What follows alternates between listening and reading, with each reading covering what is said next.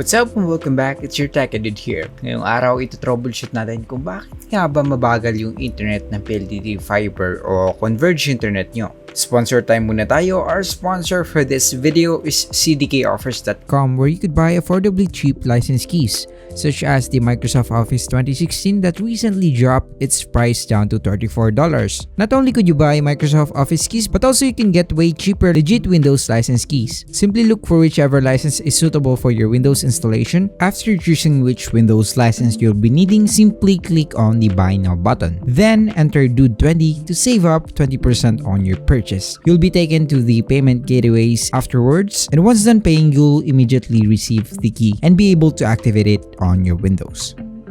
Kung gusto mo makita yung full review ko with regards sa CDK offers, simply click mo lang yung link somewhere here or there. Going back, maraming posibleng dahilan kung bakit mabagal ang internet nyo kahit naka-fiber internet na kayo. Una is maaaring maling wifi ang ginagamit nyo. Kadalasan sa fiber modems ng PLDT at Converge, capable ito mag-provide ng dalawang types ng wifi band. Yung tinatawag na 2.4 GHz at yung 5 GHz wifi. Kadalasan by default ang naka-enable lang o visible lang na wifi ay ang 2.4 GHz na Wi-Fi. Bakit ko nasabing maling Wi-Fi ang ginagamit nyo? Kasi maaaring ginagamit mo ay 5 GHz instead na 2.4 GHz. O di kaya naman dapat 2.4 GHz ang ginagamit mo kaysa sa 5 GHz. It all depends sa usage habits and needs mo. Pag-usapan muna natin ang pagkakaiba ng 2.4 GHz at 5 GHz Wi-Fi para mas maintindihan nyo kung alin ba sa dalawang ito ang the best para sa'yo. Sa 2.4 GHz, mas malawak yung range, mas kayang tumagos sa mga dingding at pader, ngunit ang speed nito ay hindi gaanong kabilisan. Not recommended sa mga plans around 40 Mbps pataas. Samantala, ang 5 GHz Wi-Fi ay mas maiksi yung range at mas mabilis humina yung signal sa mga dingding at pader. However, ang speed ng 5 GHz ay mas mabilis at umabot ang theoretical speed nito up to 300 to 1000 Mbps depende sa specs ng router nyo.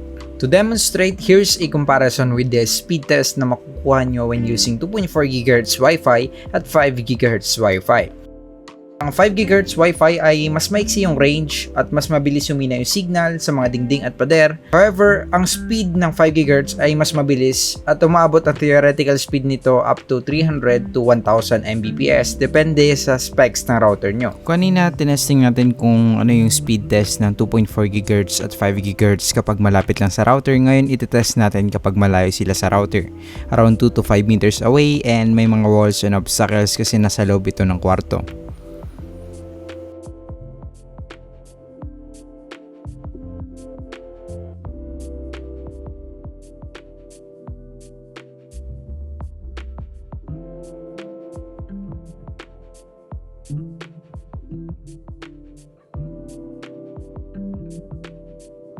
Also, magdadrop yung Wi-Fi sa 5 GHz kasi nga mahina na yung Wi-Fi connection or yung signal nito. In other words, kung malapit ka lang sa router ninyo at maganda pa ang signal reception ng 5 GHz Wi-Fi, definitely it is recommended to use 5 GHz Wi-Fi over using 2.4 GHz Wi-Fi. By the way, if hindi mo pa na-activate o na-enable ang 5 GHz Wi-Fi sa modem ng PLDT mo, I have a tutorial on that one somewhere here or there. I'll be placing the link sa video na to. However, kung ang computer mo ay nasa loob ng kwarto mo at malayo-layo ang modem papunta sa computer o gadget mo at may mga pader na nakaharang dito, the best choice is to extend your Wi-Fi or just simply stick with the 2.4 GHz Wi-Fi. Pangalawang problema na maaaring nakakaapekto sa mabagal na internet ng PLDT o Converge fiber ninyo ay ang maaaring mataas na reading ng line ninyo. Acceptable reading lang o optimal reading ng fiber optic para ma-achieve ang optimal speed ng plan ninyo ay nasa around negative 21 dBm. Kapag bumaba pa ito sa negative 25 o around negative 27 pataas, o pababa kasi negative siya, kadalasan ito ang rason kung bakit mabagal ang internet niyo kahit malakas naman ang signal ng Wi-Fi nyo. So kahit naka 2.4 GHz ka o 5 GHz, ang bagal o hindi nyo nakukuha yung subscribe plan speed ninyo. To check, paano ba malaman kung ilan ang receive power ng modem ninyo o yung reading na sinasabi ko kanina? Para malaman natin kung ano yung receive power o yung reading ng router natin, kailangan natin muna malaman kung ano yung IP address ng router natin. So para malaman yun, buksan natin yung command prompt by right-clicking sa start menu. And click nyo lang tong open command prompt as administrator. Then type lang natin dito ipconfig, hit nyo enter, And then makikita natin dito yung default gateway na tinatawag natin or yung IP address ng router natin. So by default, ang kadalasang IP address is 192.168.1.1. However, since pinalitan ko to, kaya naging .2.1 ito. So simply kakopy lang natin to. And then, buksan natin yung browser and i-paste lang natin yung IP address. However, again, kung default lang yung IP address ng router nyo, kadalasan hindi siya .2.1, kadalasan .1.1 ito. However, since .2 yung sa akin, I'll just retain it like that.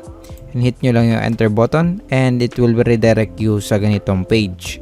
At kung ganito yung nakikita nyong page, click nyo lang itong advanced button and click nyo itong continue to 192.168. yung IP address ng router nyo. So para sa username and password, kailangan natin yung admin credential ng PLDT, or in case kung fiber ng Converge yung gamit nyo, yung admin username ng Converge. Kadalasan binibigay yung admin credentials pagkatapos ma-install ng router sa bahay nyo. So since alam ko yung password, lalagay lang natin yung username as admin and ito-type lang natin yung password kung ano yung password na binigay sa inyo.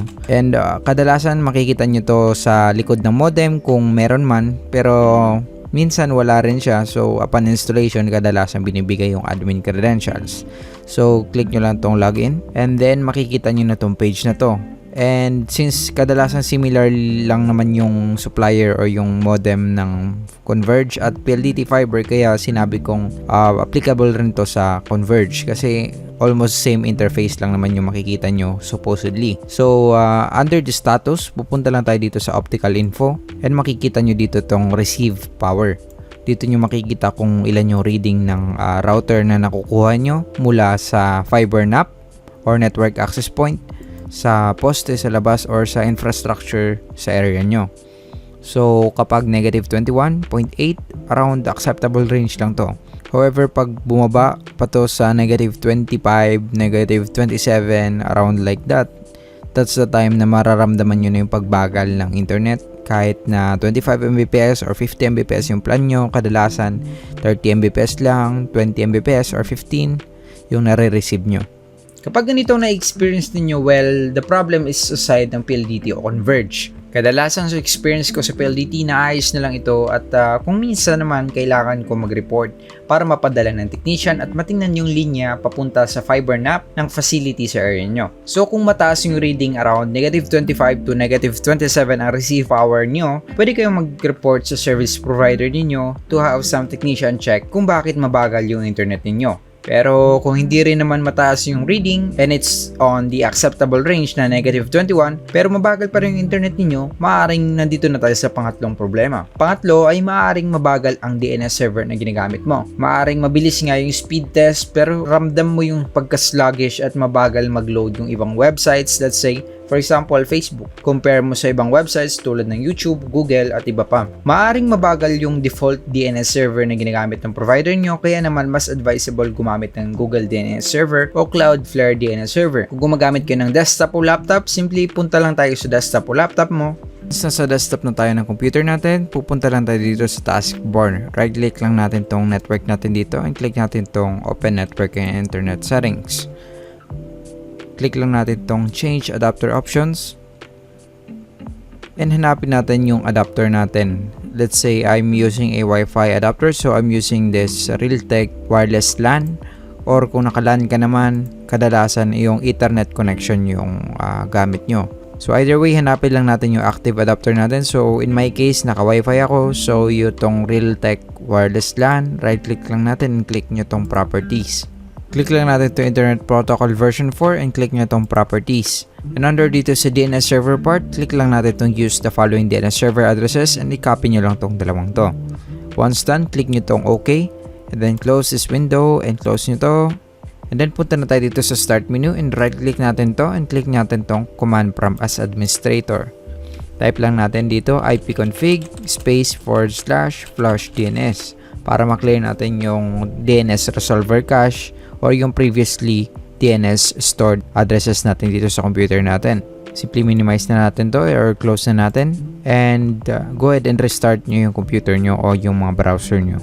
Kung naka-smartphone ka naman, maaari nating palitan sa Wi-Fi o mag-download na lang ng DNS Changer app. Para naman sa Android, to demonstrate, the first thing is we can change the DNS via Wi-Fi. So, i-open lang natin yung Wi-Fi settings natin. And then, long press lang natin yung Wi-Fi network. Click natin itong Modify Network. And then, iba-iba yung user interface na pwede natin makita. However, sa phone ko, makikita ko itong Show Advanced Options. And makikita natin dito sa IP settings, hindi itong proxy, kundi itong IP settings. Nakaset siya sa dynamic. So, i-click lang natin to and saset natin siya sa static. Wala tayong gagalawin pagdating sa IP address and gateway. However, makikita nyo dito sa baba yung DNS1 and DNS2. Make sure nakaset siya sa 1.1.1.1 and for the DNS2, 1.0.0.1. Hit lang natin yung save button and na-apply na natin yung DNS server sa Wi-Fi connection natin. However, the simpler way to do this is to just simply install the DNS Changer app. So, buksan natin yung Play Store natin and search lang natin DNS Changer. And makakakita tayo ng maraming DNS Changer dito. You can just select whichever you like. Let's say we're going to use this one. And then, hit lang natin yung open. And accept lang natin yung terms agreement. Continue as free. Click natin tong choose a DNS provider. And then, click natin tong Cloudflare DNS. And then, hit natin yung start. Click natin yung got it. And okay lang natin to. Mga ads. So, X mo lang yan. Once done, basically, makikita nyo na naka-enable na yung DNS dito. Pang-apat, baka maaaring kailangan mong gumamit ng LAN cable kaysa gumamit ng Wi-Fi connection. Ang LAN UTP cables ay mas stable at mas mabilis kaysa sa Wi-Fi so far ngayon kahit na maging 2.4 GHz o 5 GHz pa yan. One great example to demonstrate a bottleneck ng 5 GHz over sa LAN cable is this speed test that I'm going to conduct. We have a 500 Mbps line and I was troubleshooting before bakit hindi ba namin na-achieve yung 500 Mbps plan namin? Only to find out na despite na theoretically kayang mag-transmit ng 5 GHz Wi-Fi na up to 300 to 1000 Mbps ay hindi ganong kabilis ang hardware na mayroon ang modem ng PLDT fiber namin. Kaya naman around 300 Mbps lang ang maximum speed na kayang i-transmit wirelessly. Kaya when I used the LAN cable, mas na-utilize ko yung subscribe speed namin and it now reaches around 500 Mbps plus na speed both on the download and upload speed. Most LAN cables and networks usually supports 1 Gbps speed or gigabit speeds, kaya naman kayang-kaya nito i-support ang mas mabilis na transfer speeds, lalo na kung mataas yung plan ninyo sa provider ninyo. Plus, mas mababa ang latency kapag naka-LAN cable ka over wireless. Although napakaliit lang naman kung maganda yung reception ng Wi-Fi signal ninyo, however, the more you move away further from the modem, mas tataas yung ping o latency ng internet ninyo. So, mas magandang i-extend nyo either yung Wi-Fi range ninyo o simply to use a LAN cable. Pang-lima, kung after testing lahat ng mga posibleng problems natin kanina and still you are experiencing slow internet, baka maraming nakakonect sa router ninyo o need na ninyong mag-upgrade ng plan. Posible na kung maraming devices na nakakonect sa router ninyo at sabay-sabay gumagamit ng bandwidth-heavy activities tulad ng streaming, downloading files, etc. ay talagang mababagal ang Wi-Fi ninyo o masasaturate yung internet ninyo. One way to test this is to remove all devices connected using LAN and temporarily change the Wi-Fi password. And isang device lang ang gamitin ninyo to test the speed. Kapag mabilis naman yung nakukuha ninyo, maaaring need na ninyo ang mag-upgrade o pwedeng mag-set kayo ng bandwidth limits. I have two methods and tutorials to limiting the bandwidth limit and speed ng users connected sa PLDT router. Check nyo lang sa taas, although some routers might not support the telnet method. So yun lang naman mga ka-tech dudes, boys and girls. Hopefully na-troubleshoot natin kung bakit mabagal yung internet ng PLDT, fiber o converge ninyo. Feel free to leave your comments and feedback sa comment section down below. Also, I would appreciate it if you could hit that like and subscribe button to get more helpful tech stuff in the future. It's your Tech Edit here. See you in my next videos.